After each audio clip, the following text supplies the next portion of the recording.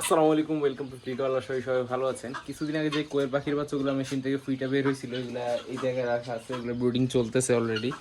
এইখানে মোটামুটি এখন 300-র মতো বাচ্চা আছে। 300 থেকে কিছুটা কম আছে। প্রথম ব্যাচে কিছু ফুটছিল, এর পরের ব্যাচে কিছুটা ফুটছিল।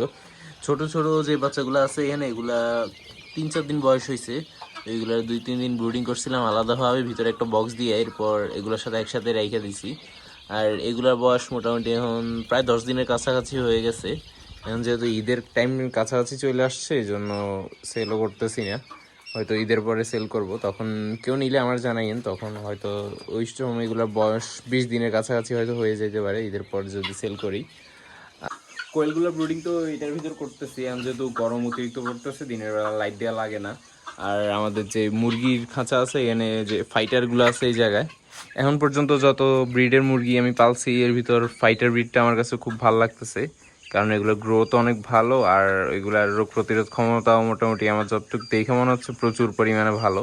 এগুলোর সাইজই দেখতেছেন মাশাআল্লাহ অনেক বড় হয়েছে, একটু পরে বের করে দেখাচ্ছি। আর এই খাঁচার ভিতর আছে সেরেমার বাচ্চাগুলা। সেরেমা এগুলা মোটামুটি 3 মাসের মতো হয়েছে, 3 মাস থেকে কমই হবে। আর এখানে আছে ব্রাহ্মাগুলা। এরপর আরও কিছু আপডেট আছে, এগুলা ইনশাল্লাহ নেক্সট ভিডিওতে দিব। মোটামুটি এখন বাংলাদেশে প্রচুর ভাইরাস অ্যাটাক হচ্ছে, বার্ড ফ্লুর। ওইখানে ওই সমস্যাটা আমার ফার্মেও আসছে, অনেক ক্ষয়ক্ষতি হয়েছে।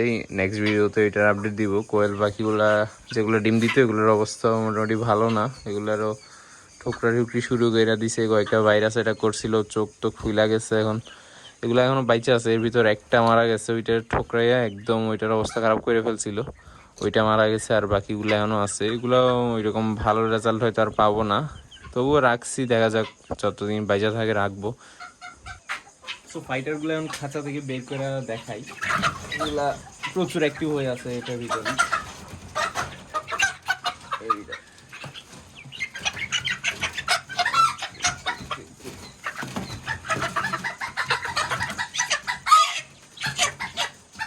এই যে ধরা অনেক কষ্ট, আর কিছুদিন পরে হয়তো দরজাগুলা দিয়ে বের করা টাফ হয়ে যাবে। এই যে দেখেন, এগুলো সাইজ মাশাআল্লাহ এখন অনেক ভালো হয়েছে।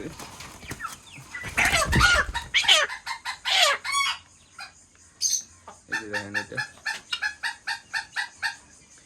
এগুলোর চেহারা মোটামুটি মাশাআল্লাহ অনেক সুন্দর। আর এগুলো, এটা মেবি মেল বাচ্চা। এটার বয়স এগুলো 3 মাস থেকে হয়তো এখনো কম, 3 মাস থেকে কিছুটা কম হয়েছে। আর এর ভিতর ফেদার, গলা মাশাআল্লাহ এগুলো অনেক লম্বা। বাচ্চাগুলো বেশিরভাগ সবগুলোই ব্ল্যাক, অন্য কালার ইনশাল্লাহ ফিউচার ট্রাই করব। তবে এখন সব রকম মুরগি কালেক্ট করা অফ রাখছি। বার্ড ফ্লুর কারণে কোনো কিছু এখন নিয়ে আসতেছি না, কারণ প্রচুর এফেক্ট করতেছে আমার খামারে, অন্যান্য দিকেও প্রচুর। আশপাশে বাইরে ছাড়া যে মুরগিগুলো আছে ওগুলো মারা যাচ্ছে। আর নিউজেও শুনতেছি প্রচুর বাচ্চা মারা যাচ্ছে সব জায়গায়। এগুলো ধরে রাখা অনেক টাফ, প্রচুর লাফালাফি করে, খাঁচা থেকে ওইরকম বের করা হয় না তো, ওই জন্য। আর এইখানে যে সেরেমার বাচ্চাটা আছে এগুলাও একটু অসুস্থ অসুস্থ টাইপের। এগুলো কি সমস্যা হয়েছে বুঝতেছি না, পাউল পক্স বা এরকম কিছু হইতে পারে, আমি বুঝতেছি না কি সমস্যা হয়েছে। দেখা যাক। এখন ওই রকম আমি কোনো মুরগি এখন আনা বন্ধ রাখছি। এর আগে মাঝখানে আমাদের এখানে কাদাকনাথগুলো আছে উপরের, এগুলা মাসাল্লাহ এখন পর্যন্ত ঠিকঠাক মতোই আছে। আর অন্যান্য খাঁচার ভিতর মোটামুটি ভালোই এফেক্ট হয়েছে। সেরেমাগুলো আছে, সেরেমার খাঁচা খালি দেখে মনে করেন না যে সেরেমাগুলো মারা গেছে। এগুলার নিচে রাখা আছে, সেরেমাগুলো ছাইড়া রাখছি। যে মেলটা এখানে আছে, ফিমেল একটা ওই জায়গায় আছে। এগুলা এখন নিচে ছাইড়া রাখি প্রায় সময়। এগুলা নিচে ছাইড়া কিছুক্ষণের জন্য ঘোরার জন্য, নিচে ঘোরাফেরা করো, ওই জন্য অভ্যাস করতেছি আর কি। যেহেতু ছোট মুরগি ওইরকম লাফালাফি করে সমস্যাও করতে পারে না। আর আমাদের টার্কির কেজার, তিতিরের কেজার এখানে মাত্র একটা তিতির আছে এখন অলরেডি। আমাদের সাদা তিতিরের খুব খারাপ লাগছে আমার। মোটামুটি এগুলো ব্রিড করানোর খুব ইচ্ছা ছিল, ফিমেলটা মারা গেছে হঠাৎ করে, কোনো সমস্যাই ছিল না, কিছু হয় না। এই HN5N1 ভাইরাস মেবি এটা এমন একটা ভাইরাস, হঠাৎ করে মারা যায়, একদম কোনো কিছুই বোঝা যায় না, একদম সুস্থ 100%। আমি রাতের বেলাও দেখে গেছিলাম, দুটোটা এই জায়গায় উপরে উঠে বসে থাকে সবগুলা, টার্কি তিতি সবগুলো এই জায়গায় উঠে বসে থাকতো। সকালে এসে দেখি একটা মারা গেছে। এর আগে টার্কি তো খাওয়ার জন্য রাখছিলাম দুটোটা, ওটা খাওয়ার জন্য নিচে নিয়ে ওইগুলা খেয়ে ফেলছি। আর তিতিরগুলা ব্রিডের জন্য রাখছিলাম, অনেক শখ করে রাখছিলাম, এখন শুধু মেলটে আছে। এখন দেখা যাক এটা যদি সার্ভাইভ করে ফিউচার, যে একটা পড়ে গেছে, এগুলা যদি সার্ভাইভ করে ইনশাল্লাহ, এটা যদি ভাইরাস শেষ হওয়া পর্যন্ত সার্ভাইভ করে ওর জন্য একটা ফিমেল নিয়ে আসবো।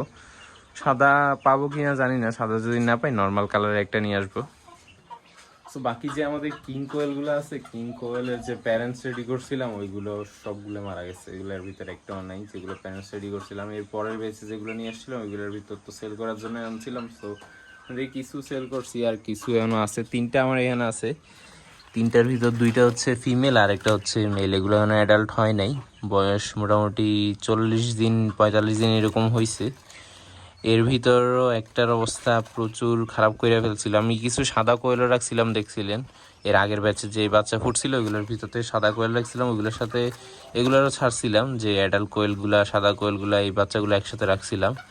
ওই বড় যে কিং কোয়েলগুলো ছিল একটার ঠোকরে অবস্থা খারাপ করে ফেলছিল, ওইটার আমি ভাবছিলাম মারা যাবে, তারপরে দেখলাম যে আলহামদুলিল্লাহ না, ও আস্তে আস্তে রিকভার করে সার্ভাইভ করছে।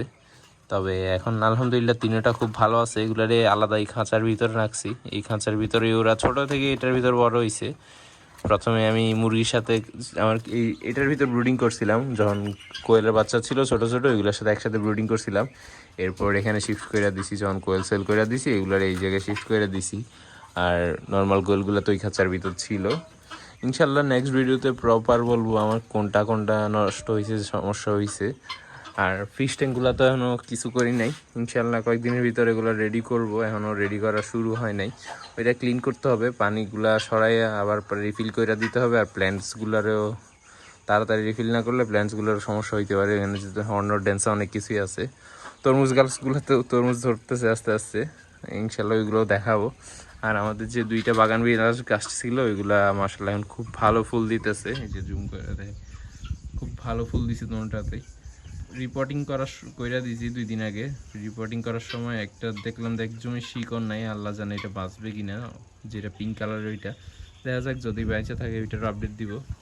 আমাদের হাঁসের খাঁচা এখনো বাইরে আছে, যেহেতু ভাইরাস হাঁস নিয়ে আসবো ভাবছিলাম, অর্ডারও করে ফেলছিলাম, তবে ভাইরাস অ্যাটাকের কারণে আর নিয়ে আসি নাই, কিছুই নিয়ে আসি নাই, সব অফ করে রাখছি। হয়তো ভাবছি ঈদের পরে আনবো, তবে এখন দেখতেছি ভাইরাস আস্তে আস্তে বাড়তেছে, সব দিকে শুনতেছি, হয়তো ঈদের পরেও কিছুদিন গ্যাপ যাবে, এই জন্য রেগুলার ভিডিও দিতে পারতেছি না।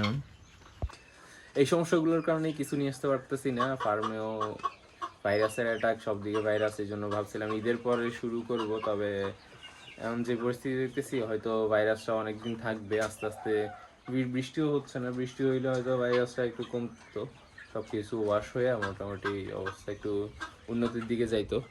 এইখানে এখন আমাদের পাখির কেসটা ওইখানে আছে, এটা ভাবতেছি সেপারেট কইরা নতুন পাখি ছাড়বো, দেখা যাক কি করা যায়। এখন সব কিছু অফ করে রাখছি যেহেতু ভাইরাস অ্যাটাক দিছে। ইনশাল্লাহ ভাইরাসটা কমলে সব কিছু আবার নতুন করে শুরু করব।